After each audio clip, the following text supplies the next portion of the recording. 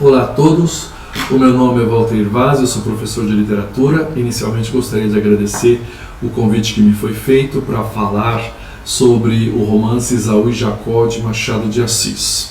Pois bem, esse é um romance que foi publicado em 1904, 4 anos antes da morte do escritor. É um romance da maturidade que vem depois de obras importantes, como foram os casos de Dom Casmurro e Memórias Póstumas de Brás Cubas. A história se passa no Rio de Janeiro, na cidade do Rio de Janeiro. O cenário é o Rio de Janeiro da segunda metade do século XIX. Muita questão atrelada ao momento histórico do Brasil, a questões sociais, a questões antropológicas e até mesmo psicológicas estão aqui presentes neste romance do Machado de Assis. A história é sobre 2 jovens gêmeos que se chamam Pedro e Paulo. Embora o romance tenha o nome de Esaú e Jacó, na verdade os personagens principais são Pedro e Paulo. Quando esses 2 rapazes nascem, a mãe, que se chama Natividade, ela com a irmã fica bastante curiosa para saber qual vai ser o futuro desses 2 rapazes. Então ela sobe com a irmã, Natividade e Perpétua, sobem o morro do castelo no Rio de Janeiro para ter uma consulta com uma vidente de nome Bárbara, também chamada a Cabocla, que atende no alto desse morro do Rio de Janeiro. E depois de esperar bastante tempo, as duas conseguem falar com a Cabocla, que diz coisas vagas, extremamente vagas, sobre o futuro dos 2 filhos. A mãe leva a fotografia dos 2 filhos e mostra para a Cabocla, e ela então vai dizer assim, coisas muito vagas, algo como coisas futuras, futuro grandioso, mas sem muitos detalhes. A mãe fica extremamente feliz ao ouvir isso, porque ela tem crença totalmente diferente disso, paga muito bem pelo trabalho da vidente, e quando está descendo encontra com o pedinte, fica tão feliz que também dá a esse pedinte uma quantidade assim extrema, altíssima de dinheiro, e vai embora muito feliz, porque agora ela tem a crença de que o futuro vai ser grandioso para esses 2 filhos. Nós não entendemos bem a princípio essa preocupação da mãe sobre o futuro dos filhos, mas particularmente uma crença pessoal que ela alimenta, que os 2 filhos serão inimigos. Aliás, ela acredita que os 2 filhos já brigavam, duelavam dentro do seu útero. Ela tem essa crença. Então ela alimenta pela vida inteira, atravessa toda a narrativa, a crença de Natividade de que esses 2 filhos seriam rivais pela vida toda, grandes inimigos. De fato, há momentos que a narrativa nos leva a crer que haveria ali uma grande discórdia entre os 2, talvez um grande duelo, mas isso não se coloca, não há um grande duelo. Quando são mais jovens, costumam brigar de uma maneira física mais violenta, mas absolutamente não é tudo aquilo que a mãe Natividade acreditava. Pois bem, esses 2 jovens vão crescendo e já desde jovens começam a mostrar algumas diferenças de personalidade. Se eles são idênticos na fisionomia, eles são extremamente diferentes no comportamento, nas crenças, nas ideologias e particularmente nas posições políticas. Então eu tenho o Pedro, que é um monarquista convicto, e o Paulo, que é um republicano bastante extremado também. Se nós pegarmos toda a narrativa e elencarmos aqui os comportamentos, os posicionamentos, nós temos exatamente isso: Pedro monarquista e Paulo republicano. Essa é uma divisão que se mostra logo no começo. Se nós formos aqui para o contexto histórico em que a narrativa está localizada, nós vamos ter então um momento da história do Brasil em que essas transações entre sistemas de governos estão acontecendo. né? Vale lembrar que em 15 de novembro de 1889 nós temos no Brasil a proclamação da República.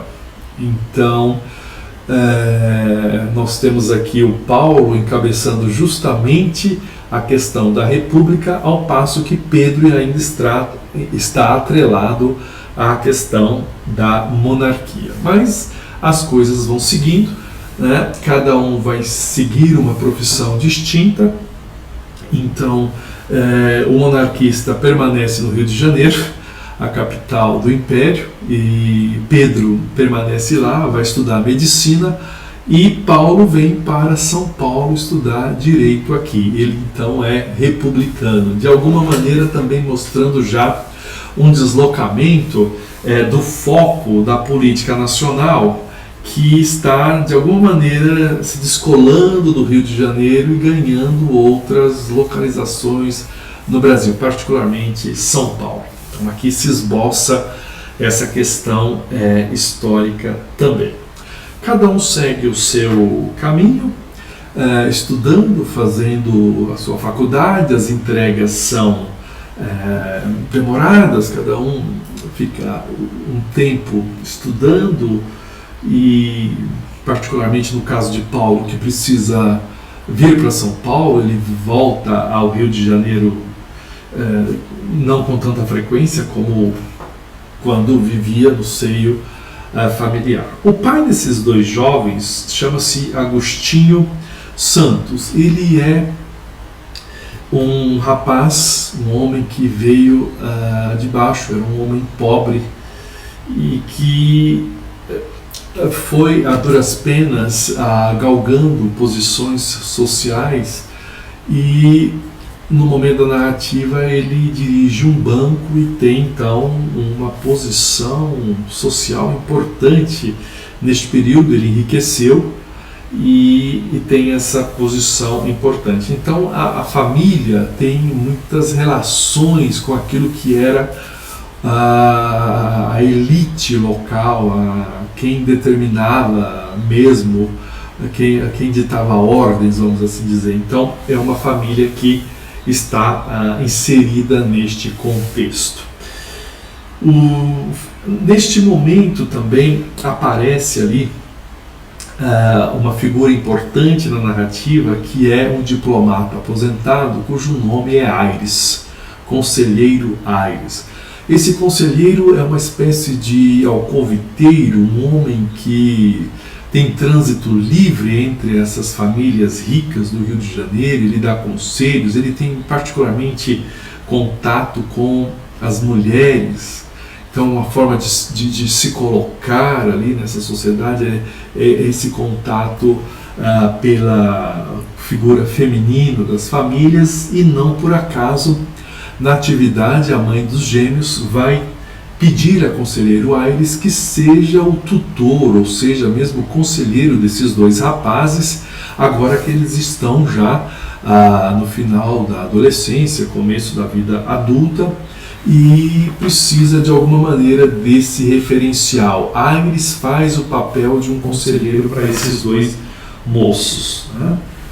Também neste momento surge na narrativa uma outra família, que é a família de Batista, a família de Batista e Cláudia, um casal.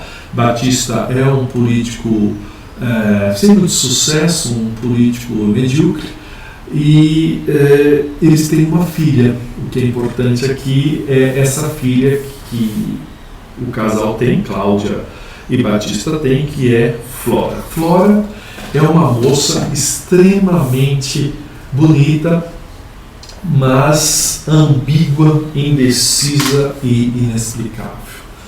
Então, logo ela surge aqui, nós temos então os dois jovens, Pedro e Paulo, se interessam por Flora.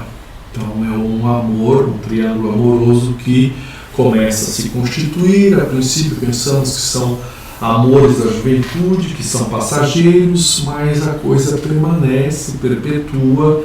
Os dois rapazes já estão entrando na vida adulta E tem agora essa questão, esse caso amoroso com essa moça faceira, bonita, que é Flora. Flora tem um nome bastante icônico para nós, que somos brasileiros, que vivemos num país de florestas, de uma natureza abundante. Ela parece que traz essa força natural, uma coisa que move, né? Uma espécie até de desejo, instinto que está aqui, que veio colocar de alguma maneira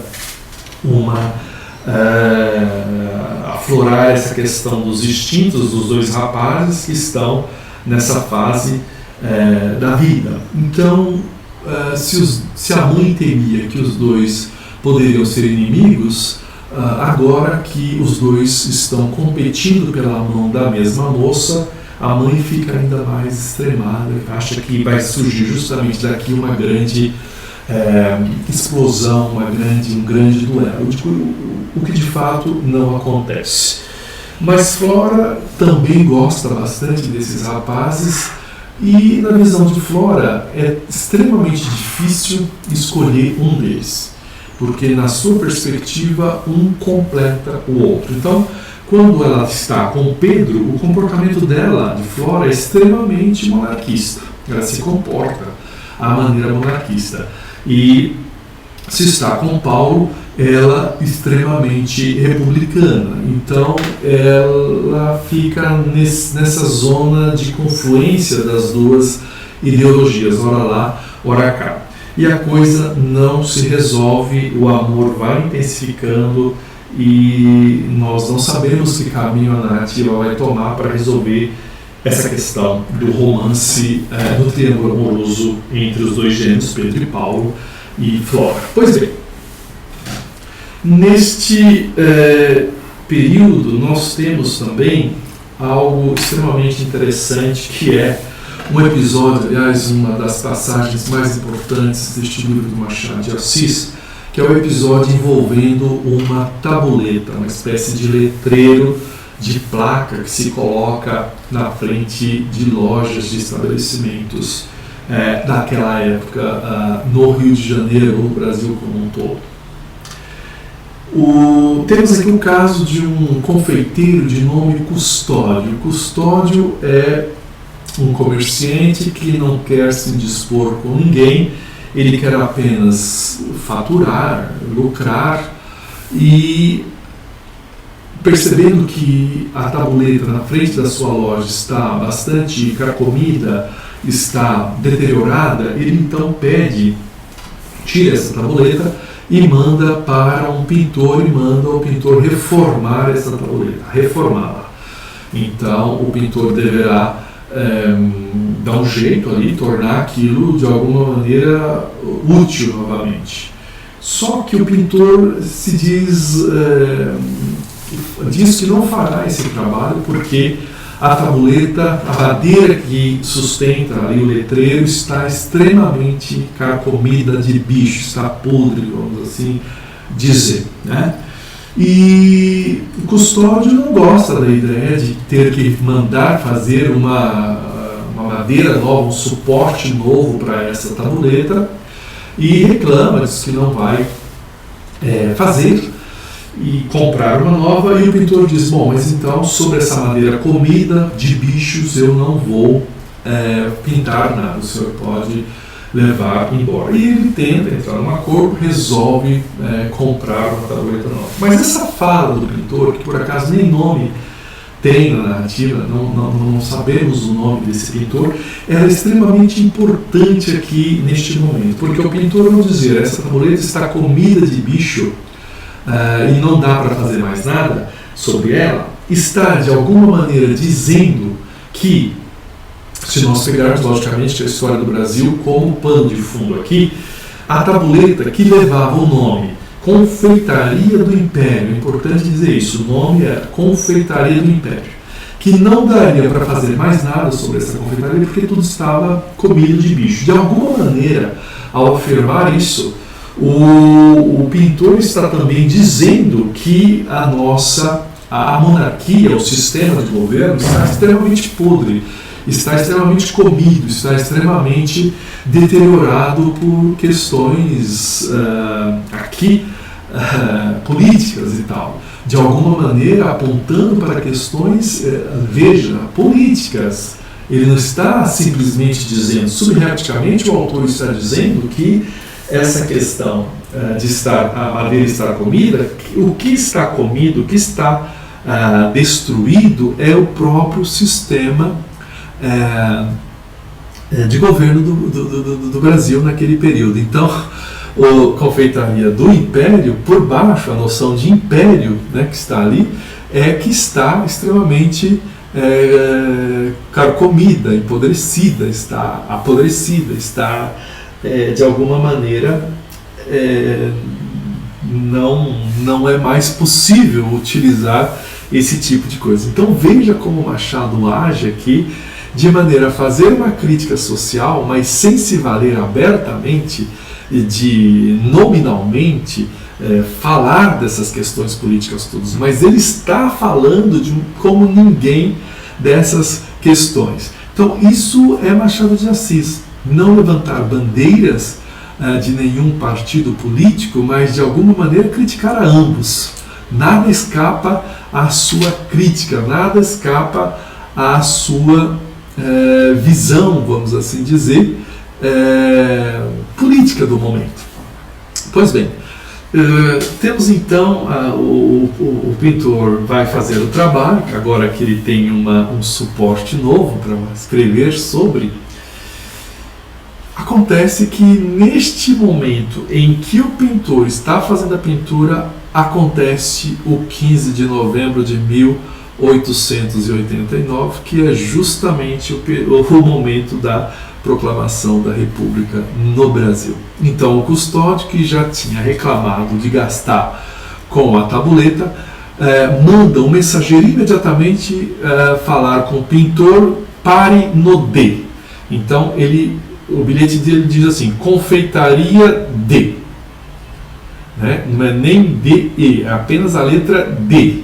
Por quê? O que vem depois a gente não sabe. Se é confeitaria do Império, se é confeitaria da República, o momento histórico ele é extremamente impreciso. É um momento de transição. A gente não sabe se vai se consolidar mesmo a República ou se amanhã a gente volta para a monarquia. Então, essa mensagem do confeiteiro custódio é extremamente ilustrativa deste momento histórico do Brasil, que onde vamos dar?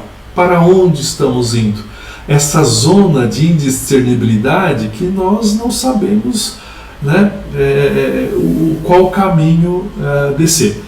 Só que é muito tarde, né? O pintor já havia pintado, então ele vai precisar fazer ali uma reforma sobre aquela pintura. Há uma passagem de um texto do Roland Barthes, que é um crítico francês importante, que ele diz o seguinte, que a literatura faz girar os saberes. Isso é muito próprio de Machado de Assis. Né? A literatura faz girar os saberes e ela não fetichiza nenhum deles. Então, quer dizer, a gente tem aqui o elemento histórico evidente, mas de alguma maneira ele não está se sobrepondo à narrativa, à linguagem propriamente, mas está aqui de uma maneira indireta. Machado de Assis está pondo todos esses saberes do período na sua narrativa, mas não dando um lugar direto, porque esse lugar direto talvez seja o lugar do historiador, o lugar do sociólogo, o lugar do antropólogo. Machado de Assis dá um lugar indireto, mas tudo está aqui. Pois bem, pare no D, né? E nesse momento o confeiteiro vai conversar com o conselheiro Aires, que é requisitadíssimo na narrativa, para saber dele o que fazer. O que eu coloco? Confeitaria, veja, está escrito confeitaria do Império agora. O que eu faço? Coloco confeitaria... o que eu faço? Porque eu não sei o caminho a seguir. Amanhã as coisas podem mudar. Se eu deixo confeitaria do Império, todo mundo republicano vai contra. Se eu coloco da República, todo mundo que é monarquista pode ir contra, perder fregueses, quebrarem a minha loja. Então eu tenho esse problema e precisaria que você me ajudasse a resolver essa questão. O fato é que então o conselheiro Aires vai dizer o seguinte: bom, então que tal você colocar confeitaria da República, uma vez que agora nós estamos na República. Mas há sempre pessoas que pensam diferente, os monarquistas estão aí, eu poderei perder clientes, quebrarem a minha loja. Pois bem, então o conselheiro Aires vai dando uma série de possibilidades, de nomes, né? Que tal você então, já que que tal confeitaria do governo? Né? Aires propõe a ele. Ele diz, não, porque governo também tem partido, governo tem posição, isso pode ser problemático para mim. Que tal confeitaria do Catete, uma vez que você está no bairro do Catete? Mas pode haver outras confeitarias aqui no bairro do Catete, como é que fica? Né? Eu preciso da minha exclusividade. Então, observe que esse leque de possibilidades, de nomes, na medida em que ele existe, é porque o momento histórico também acaba por projetá-lo. Há possibilidades várias, porque o momento histórico também é, de alguma maneira, impreciso, vago, ambíguo, não se sabe para onde vamos. Né? E até que o próprio Custódio diz, bom, então acho que o mais justo seria colocar a confeitaria do Custódio, porque aí não causo nenhum tipo de inimizade, terei os meus clientes e poderei seguir numa boa. E assim resolve. Né? Então quer dizer que não se resolve propriamente no âmbito do Império ou da República. A coisa permanece nessa zona indiscernível. Então esse episódio da tabuleta, ele é justamente esse elemento histórico nacional, é o Brasil que está aqui, esse período da história do Brasil, passagem da monarquia para a república, está materializado aqui de uma maneira muito evidente, muito inteligente e sem se meter diretamente em questões políticas, certo?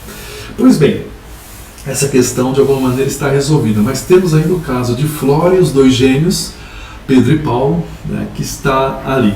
A mãe Natividade, a mãe dos gêmeos, pede a conselheiro então que tente resolver essa questão ele mesmo, e o conselheiro Aires aconselha os dois rapazes que fiquem pelo menos 3 meses longe de Flora para ver se ela decide.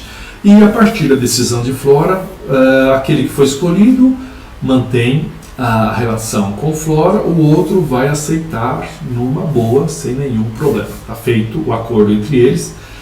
E Flora não decide, esse é o problema. Flora não decide, a bem da verdade, Flora gostaria talvez de ter os dois, no sentido de que ela vê a completude de um no outro. E a coisa segue. Mas esse afastamento acaba por gerar em Flora uma espécie de melancolia, um desgosto, uma certa tristeza que começa a se manifestar com dores de cabeça, coisas assim leves, que a princípio pensamos que são questões psicológicas decorrente desse afastamento dos dois jovens. Ela é aconselhada a morar com uma senhora, Dona Rita, que por sinal é irmã do conselheiro Aires, um tempo para espairecer a cabeça. Nesse momento em que ela está com a Dona Rita, ela recebe uma espécie de pretendente, um rapaz que lhe faz ofertas de casamento, e é um homem muito rico que havia enriquecido na Guerra do Paraguai. Não por acaso, veja só como as coisas rodam aqui, aquele pedinte que estava na descida do Morro do Castelo, que recebeu uma quantia extrema de natividade, é esse jovem que agora está cortejando a moça Flora. Quando os dois rapazes, Pedro e Paulo, se afastaram, Flora então ficou de alguma maneira sem compromisso, né, com ninguém, e aparece esse jovem, mas ela recusa. O jovem, que é muito rico, né, recusa, e o jovem, assim, numa fala não muito jovem, ele fala assim, meio que obliquamente, mas depois a gente, que Flora de fato é louca, né? É louca, isso sai da boca dele. Louca por quê? Louca porque o recusou, que é um homem extremamente rico, que fez uma fortuna invejável, e ela o recusou. Pois bem, Flora então continua com essas declinando de alguma maneira Mesmo ali com Dona Rita, as duas saem para passear, têm uma vida mais aprazível. Flora continua declinando, o seu estado de saúde continua declinando. Então a família chamada Cláudia, que é a sua mãe, e Batista, vem saber o que se passa com a jovem, e ela não está bem.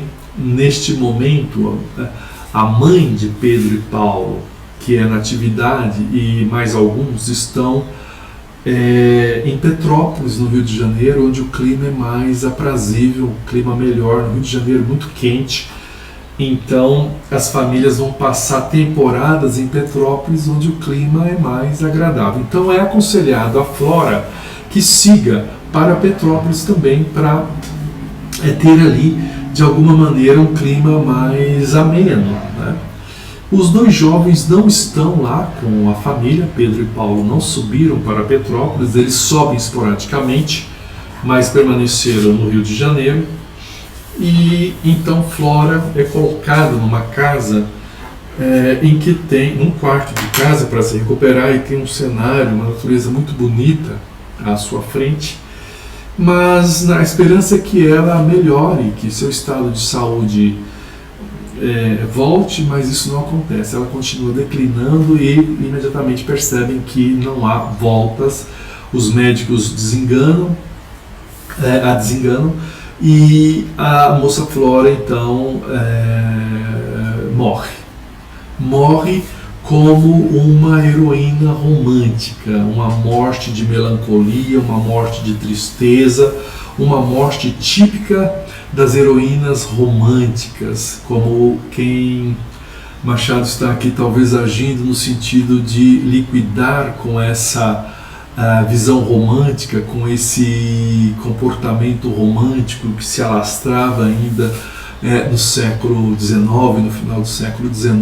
Então a morte de Flora, de alguma maneira, é a morte desse ideal romântico, dessa melancolia, dessa tristeza em que as donzelas, ou mesmo a típica do mal do século, né? Morrer cedo era muito comum. Então Flora morre muito jovem, morre na flor da idade, uma morte extremamente romântica numa ambiência típica do realismo. É como se Machado estivesse dando um ponto final a essa tradição romântica que avançava ainda. Vale a pena lembrar que nós temos Castro Alves já no final, viveu até o final do século XIX. Então Flora recebe essa morte romântica da pena de Machado de Assis, e a questão do triângulo amoroso está então resolvida. Põe-se um ponto final nessa questão do triângulo amoroso. Foi a maneira que Machado encontrou para resolver essa questão. Os dois jovens que, na ocasião da morte de Flora, estavam no local, eles fazem uma espécie de juramento sobre o corpo de Flora, que é o seguinte: se Flora nos separou na vida, então que ela nos una na morte. Então os dois fazem um trato de amizade ali, vão voltar a ser amigos, e assim vai. Quer dizer, Flora reatou o laço de companheirismo e amizade entre os dois irmãos. Então a história de certa maneira está resolvida. Logo em seguida, quem morre é Natividade, a mãe dos dois jovens. Ela também, antes de morrer, exige que os dois filhos façam um novo pacto sobre o corpo dela, também no sentido de que não haverá disputa, não haverá uma discórdia entre eles, aquilo que ela alimentou a vida inteira. Quer dizer que ela parte ainda com essa grande dúvida que ela levou com ela a vida toda. E então os dois rapazes fazem esse acordo, e depois cada um segue uma vida política, tá? Cada um vai ter eles seguem vida política, é importante dizer. Cada um a princípio tem um partido, mas depois eles acabam seguindo para o mesmo partido. Ambos são conservadores, e uma maneira que eles encontraram embora sejam conservadores, cada um tem um segmento muito definido no interior desse conservadorismo, e eles chegam no seguinte acordo: olha, a nossa mãe nos pediu que fôssemos de fato companheiros e amigos, mas a gente pode fazer isso na vida pessoal, porque na vida política cada um pode seguir o seu trajeto, e se formos inimigos isso não é problema nenhum. Então esse é o romance do Machado de Assis, Esaú e Jacó, que lida com essa questão particularmente dos gêmeos, né, Pedro e Paulo, mas que tem um elemento histórico, um elemento social, um Brasil da segunda metade do século XIX bastante evidente, bastante presente como pano de fundo aqui. Vale lembrar muito rapidamente que Machado escreveu um texto importante que falava sobre a cor local. O que seria essa questão da cor local? É um conceito, uma noção francesa que dizia resumidamente o seguinte, que os escritores deveriam falar de suas regiões, de suas realidades locais. Como quem dissesse que o escritor russo deveria falar da realidade russa, o brasileiro da brasileira, o francês da francesa. De alguma maneira isso deveria ser um programa que deveria se orientar, né, esses escritores. Então Machado se manifestou quanto a essa ideia da cor local. Ele era extremamente contra, no sentido de que isso deva ser um programa orientador e definidor de linhas e de procedimentos. E ele acreditava que a cor local, o elemento histórico, ele pode aparecer, logicamente, como toda a sua obra reverbera e muito essas imagens, esse espelho da sociedade da época, mas que isso não devesse ser um programa fechado, algo definido, e que de alguma maneira estivesse assim dizendo que você é brasileiro, então você de alguma maneira tem que falar do Brasil, tem que falar de questões brasileiras. E nós sabemos que Machado é muito além do Brasil. Machado é universal, Machado lida com temas universais, como a boa literatura, lida com amor, lida com ódio, lida com cobiça, lida com desejos, com os temas universais que são inerentes a qualquer literatura.